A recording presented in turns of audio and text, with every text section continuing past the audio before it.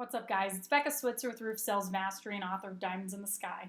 And today I wanted to just spend a couple of moments to talk about your sales process, advertising, branding, basically, really just kind of talking about what is and isn't as important as you might think when you're trying to drive sales, close deals, create brand awareness, and so on.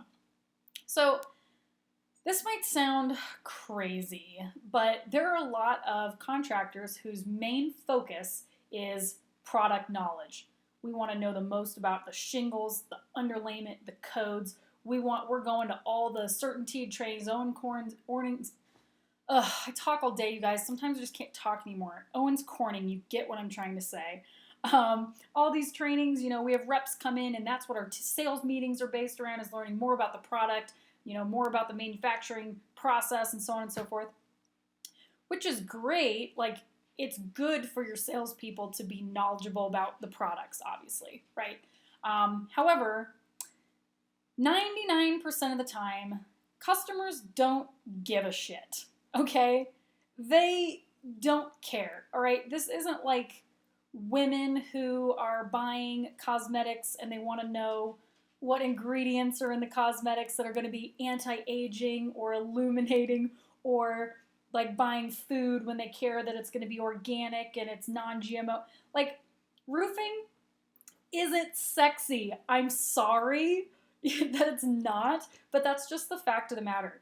And people are not buying your product or service because of the materials you use. I promise you that. They don't give a shit about the brand. They don't give a shit about the product specs. They don't care what your truck looks like, your signs look like, your trifolds look like. They don't care if you have nice business cards or business cards at all. They don't care what your rating is with the BBB. 99% of the time, these things are completely irrelevant because truck wraps and, good shingles and fancy trifolds do not close deals. Salespeople do. So if you are a business owner and you're relying on the products that you use or the warranty that you have or the rating that you've got with Angie's List to close your deals, I hate to break it to you, but you're using the wrong aspect here. You're relying on the wrong thing. I can tell you this for a fact because when I first began selling, we were using IKO, with the company that I was working for. I was a 22-year-old college dropout driving around a yellow Dodge Neon with a carbon fiber hood, Mexi rims, and a smashed up body kit. I had a telescoping ladder. I didn't know shit about roofs. I think the first time I was ever on a roof in my life was during my first inspection. So that put aside, that seems like a terrible setup, right? How's this chick going to be able to do anything? She can't even talk about anything intelligently. It didn't matter because I was a good salesperson, okay? People signed up with me not because I knew anything about the product or because we had a good product, we were using the top of the line, shingles, or that we had a warranty, because I think we had a 2-year workmanship warranty or something like that, So that's the whole point here is, you guys, if you really want to grow above and beyond your competition and get more deals and close more deals and have larger revenue and better success against your competition, you need to stop relying on the technical aspects. Like I said, customers don't care, right? Mrs. Jones is not going out to brunch on Saturday with her girlfriends and being like, I'm so excited about the impact-resistant shingle I got on my roof. It's so nice. Guys, do you even know what the wind rating is on your roof? They don't give a shit. They're talking about 50 Shades of Grey and that their husbands are getting fat, okay?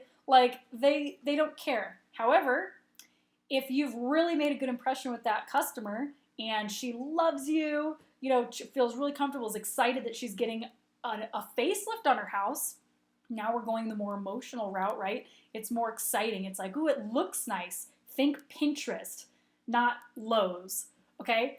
Now she's like, you know what, you guys? There was this super nice boy named Nathan, and he came over, and first I was so skeptical, and, he had been working with Martha and Tom on the corner. Lo and behold, I had him come over, and wouldn't you know it, he got me a free roof, and now the siding on my house is going to be updated. I got the color I always wanted. Did I guys show you a picture? See, this is what's going to get you more deals, more referrals, more sales, not talking about the warranty, the specs, the specifics, the technicalities of the product. Okay? So again, some of you are probably sitting there like, that's important. You need to know your products. I agree. I'm not saying it's not important. I'm just saying that if you truly believe that that's what is selling your contracts, you're wrong. So put a bigger focus when you're working with your sales guys, like if sales team meetings and things like that. If you want to every now and again do something that's, educating them on the technical knowledge about the product, go for it. But more importantly, your focus with your salespeople should be on getting them sales training, okay?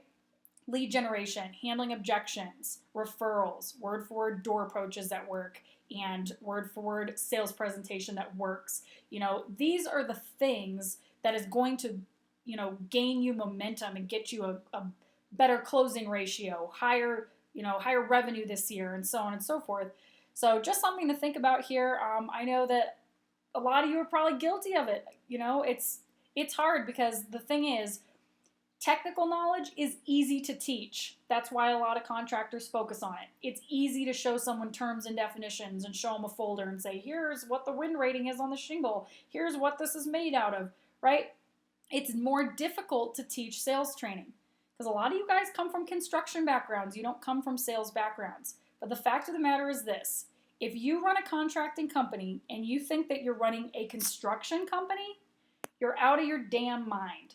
It's not about construction. It is about the sales, okay? So unless you're a subcontractor and you're nailing shingles on the roof, you have a sales organization as a general contractor, as a roofing company. Focus on that, okay? If you need help with that, as always, check out www.roofsalesmastery.com. We've got turnkey training for this stuff specifically for your advanced guys, for your new guys, so that you can capitalize on these opportunities out there and not have to rely on the BBB rating or the warranty that you guys offer, okay? So you can email me at Becca, BECCA, at roofsalesmastery.com, and I will get back to you as soon as I can. And in the meantime, subscribe to the YouTube channel and keep on trucking out there, fellas and chicks. I'm sure there's somebody out there with a vagina that's in the roofing industry besides me. I don't know. Raise your hand if you're a chick. Anyways, someday I promise I'm going to paint over this hay on the wall back here, but I can't tell you when. I'm not going to commit to that. So I'll talk to you guys later. Have a wonderful week, and may the hail be in your favor. We'll see you later, guys. Bye.